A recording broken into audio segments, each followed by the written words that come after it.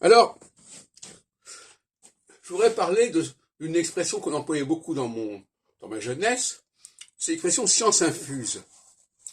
Je trouve que c'est une impression intéressante. Qu'est-ce que ça veut dire avoir la science infuse? Ça veut dire avoir quelque chose qui n'est pas forcément reçu d'extérieur, mais qui est en nous.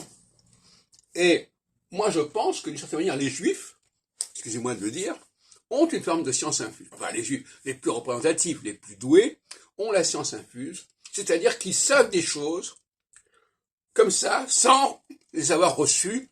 Ils savent ce qu'il en est, ils savent ce qu'ils veulent chercher, ils savent ce qu'ils veulent trouver. Ils ont déjà plus ou moins les réponses aux questions qui se posent, non pas parce que ça leur est donné de l'extérieur, mais parce que c'est de la science infuse. C'est infusé en eux, et dans un certain nombre de cas, ils savent même pas pourquoi ils ont telle et telle idée, ils ont réfléchi, ils ont pensé à aller dans telle et telle direction, ils ont été guidés, ils ont été inspirés. Et je crois que effectivement, ce qui fait la grande qualité des leaders juifs, il n'y a pas besoin qu'il y en ait des quantités industrielles, c'est justement cette inspiration qui vient d'en haut, si on peut dire, et qui leur permet de trouver les réponses, d'avoir les réponses, et donc d'être sur les bonnes pistes, au lieu de tomber dans des pièges et dans des erreurs de toutes sortes.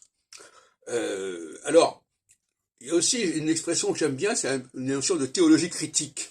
La théologie critique, c'est-à-dire ne pas se contenter de ce qu'on peut lire dans les livres, dans les écritures, mais être capable de réfléchir, de se mettre à la place de Dieu, en quelque sorte.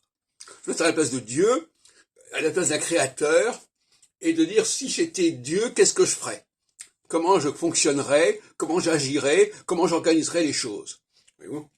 Et beaucoup de gens ne se mettent pas à la place de Dieu, même au niveau théologique, et à ce moment-là, ils faussent complètement le message, ils faussent complètement le plan qui est là, et finalement, ils ne sont pas à la hauteur de la mission qu'ils se sont mis sur le dos.